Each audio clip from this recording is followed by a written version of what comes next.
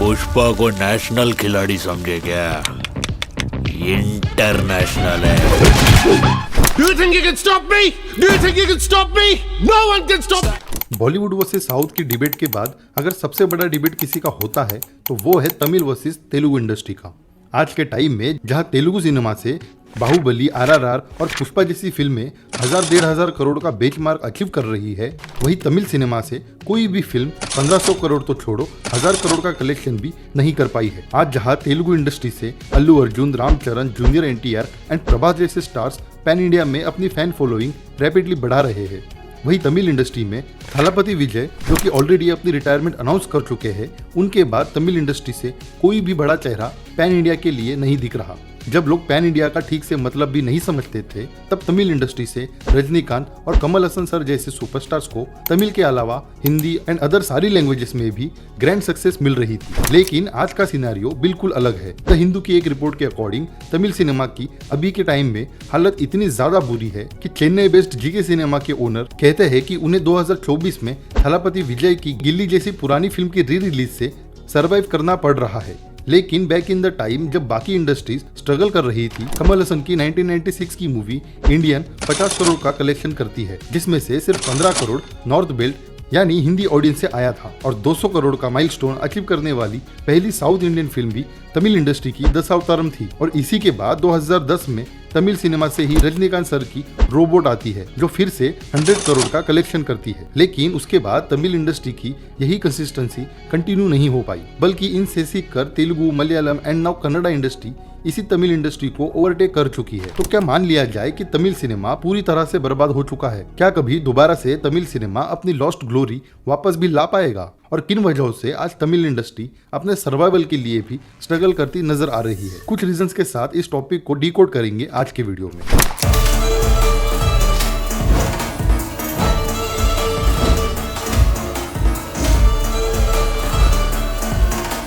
अगर हम pan India releases की बात करें तो हमारे दिमाग में सबसे पहले अगर कोई फिल्म आती है तो वो है बाहुबली। तेलुगु सिनेमा ने बाहुबली के बाद ही अपनी फिल्मों को पैन इंडिया रिलीज करना शुरू किया, जबकि तमिल इंडस्ट्री कई साल पहले यानी 1948 में ही तमिल मूवीज चंद्रलेखा को हिंदी डब में 6000 प्लस प्रिंट्स के साथ रिलीज कर चुकी थी, जिसे हिंदी ऑडियंस ने भी काफी पसंद किया था। और अगर हम करंट सिनेरियो देखें तो तमिल इंडस्ट्री की लास्ट पैन इंडिया रिलीज जिसे ऑडियंस ने पसंद किया वो थी रजनीकांत सर की रोबोट 2.0, और इसके बाद शायद ही कोई तमिल फिल्म आई हो और पैन इंडिया में उस लेवल का सक्सेस अचीव किया हो।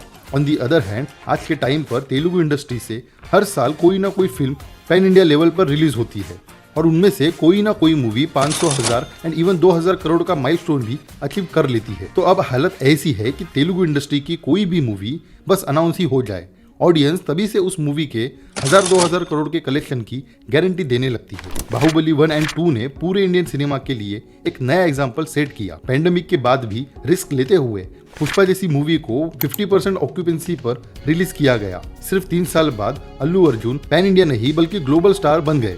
सेम गोज विद प्रभास, जो बाहुबली के बाद अपने स्टारडम को इंटरनेशनल लेवल पर ले गए, और रामचरण एंड जूनियर एनटीआर जो आरआरआर के बाद यही फेम एंजॉय कर रहे हैं। लेकिन तमिल इंडस्ट्री से इस लेवल का स्टारडम कमल हसन और रजनीकांत सर के बाद सिर्फ थलापति विजय को ही मिल पाया है, जो ऑलमोस्ट रिटायर्ड ही हो गए हैं। और रही बात कमल हसन और रजनीकांत की, तो ये दोनों स्टार्स अपने स्टारडम एंड एज दोनों के पीक पर है।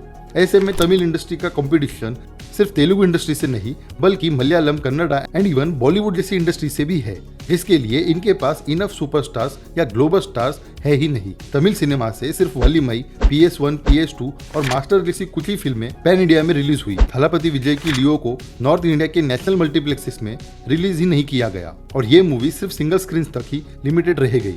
और ये सिर्फ लियो और गोड के साथ नहीं बल्कि रजनीकांत सर की जेलर के साथ भी हुआ। इसका डायरेक्ट रीजन OTT रिलीज को माना जाता है, क्योंकि अगर फिल्में नेशनल मल्टीप्लेक्स चेन में रिलीज होती है तो 2 महीने तक OTT पर रिलीज नहीं हो सकती। लेकिन तमिल फिल्म मेकर्स अपना इन्वेस्टमेंट रिकवर करने के लिए जल्दी से जल्दी OTT डील्स क्रैक कर लेते हैं, क्योंकि इनकी फिल्मों पर 5 से 6% पर मंथ का इंटरेस्ट रेट का बर्डन होता है, चाहे फिल्म चले या ना चले। तमिल फिल्म मेकर्स जल्दी से जल्दी OTT डील फिक्स करके कम से कम अपना इन्वेस्टमेंट बचाना चाहते हैं। लियो की OTT डील 120 करोड़ में हुई। सेम रजनीकांत की जेलर का OTT डील भी 100 करोड़ का था।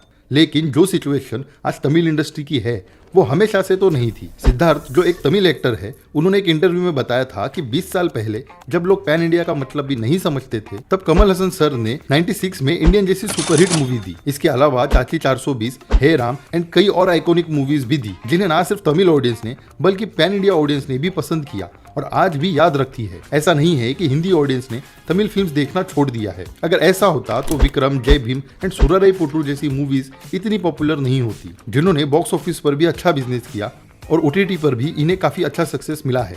और इन्हीं फिल्म्स को अगर थोड़ा सा रिस्क लेके प्रॉपर पैन इंडिया रिलीज किया जाता तो ये मूवीज 500 से 600 करोड़ तक भी अर्न कर सकती थी। और यही सबसे बड़ी प्रॉब्लम है आज इस इंडस्ट्री की। आज के टाइम पर जहां सब पैन इंडिया का गाना गा रहे हैं और दबा के मार्केटिंग एंड प्रमोशन कर रहे हैं, तमिल फिल्म्स को प्रमोशन की सबसे ज्यादा जरूरत है। तमिल फिल्म एक्सपर्ट्स के अकॉर्डिंग आज भी तमिल और मलयालम फिल्म्स के फ्रेश कॉन्सेप्ट की वजह से ही उनके हिंदी रीमेक्स बनते रहते हैं। लेकिन दूसरी तरफ पुष्पा जैसी एक ऑर्डिनरी तेलुगु गैंगस्टर ड्रामा, जिसने कुछ भी एक्स्ट्राऑर्डिनरी नहीं था, बस राइट प्रमोशन स्ट्रेटेजी की वजह से एक फिनोमिना बन गई। मतलब फिल्म सिर्फ अच्छी हो ये काफी नहीं होता, उसे फिनोमिना बनाने के लिए सही प्रमोशन स्ट्रेटेजीज भी जरूरी होती है। फॉर एग्जाम्पल शाहरुख खान, जो 4 साल तक कमबैक का वेट कर रहे थे, लेकिन जब उनका वक्त आया तो उन्होंने पठान और जवान के प्रमोशन के लिए क्या नहीं किया।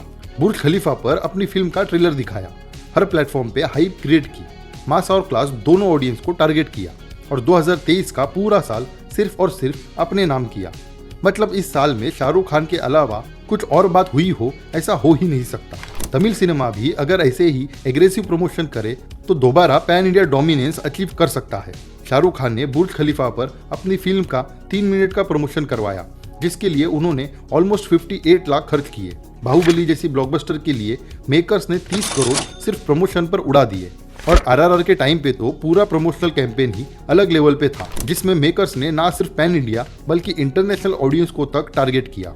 एंड रिसेंटली पुष्पा 2 के लिए अल्लू अर्जुन पटना गए, 10 लाख लोगों के साथ अपनी फिल्म को प्रमोट करवाया। लेकिन ऐसा कुछ कभी किसी तमिल मूवी के साथ देखने को नहीं मिलता। रामचरण, जूनियर NTR और SS राजमौली ने करण जौहर, कपिल शर्मा जैसे हिंदी शोज तक को अपनी फिल्म प्रमोट करने के लिए यूज किया। भुवन भाम जैसे यूट्यूबर्स के साथ इंटरव्यू किए, कई पॉडकास्ट में जाकर अपनी फिल्मों की बात की।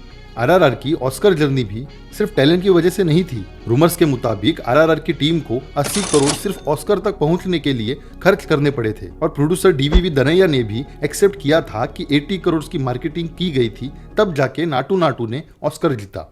इतने पैसों में तो तमिल इंडस्ट्री में 2 बेहतरीन फिल्में बनकर तैयार हो जाएंगी, लेकिन फिर उन्हें देखने वाले भी सिर्फ तमिलनाडु में ही होंगे, ना कि pan India and international level पर। लियो के प्रोड्यूसर ने कहा था कि उन्हें हिंदी बेल्ट से कोई उम्मीद नहीं है। फिल्म क्रिटिक सुमित काडेल भी कह चुके हैं कि तमिल फिल्म मेकर्स का हिंदी मार्केट में कोई इंटरेस्ट नहीं है।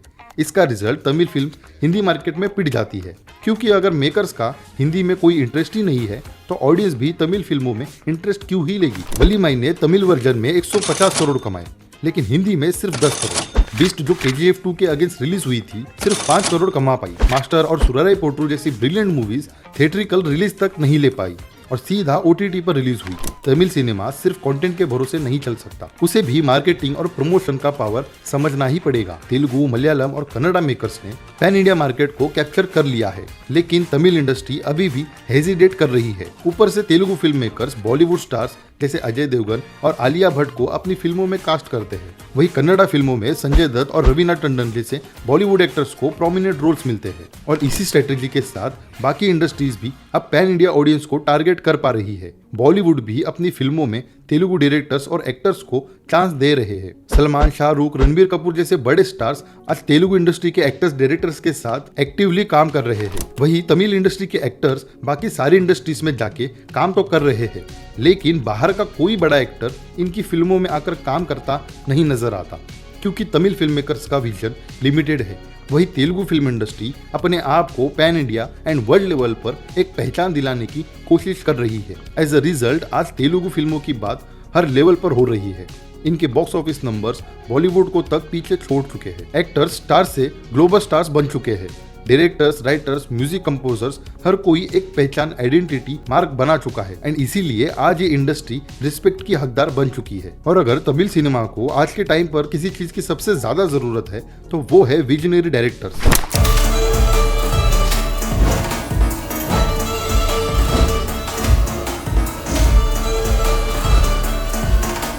आज अगर प्रभास और यश जैसे सुपरस्टार्स को छोड़ दे तो इन इंडस्ट्री के अंदर स्टार्स से ज्यादा बातें होती है इंडियन सिनेमा को वर्ल्ड लेवल पर ले जाने वाले डायरेक्टर्स की, जैसे एस राजमौली, प्रशांत नील और ऋषभ शेट्टी।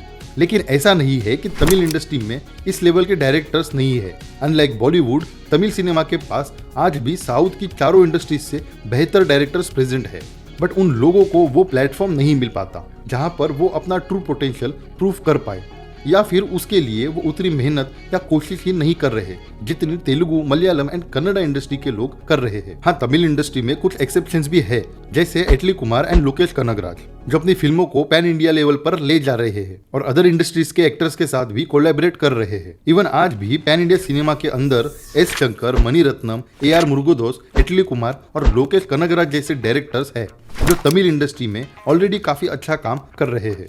बस इनको चाहिए एक ऐसा मौका, थोड़ा सा फ्रीडम एंड एक स्ट्रॉन्ग विजन जो इन्हें इनकी फिल्मों और इंडस्ट्री को नेशनल एंड इंटरनेशनल लेवल पर ले जा सके। डायरेक्टर एटली कुमार, जिन्होंने तमिल में थालापति के साथ काफी फिल्में की, लेकिन जब उन्होंने शाहरुख खान के साथ कोलैबोरेट किया, उनकी पहचान आज दुनिया भर में हो गई।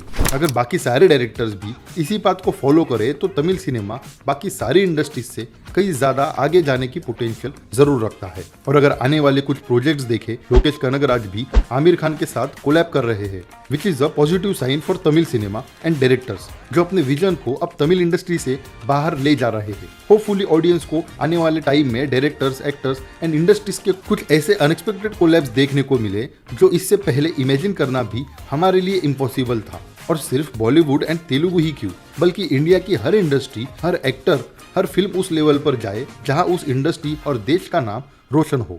बाकी इस टॉपिक को लेकर आपके क्या थॉट्स है नीचे कमेंट्स में जरूर शेयर कर देना। एंड वीडियो पसंद आई हो तो लाइक, शेयर एंड चैनल को भी सब्सक्राइब कर देना। Till then bye and thanks for watching this video.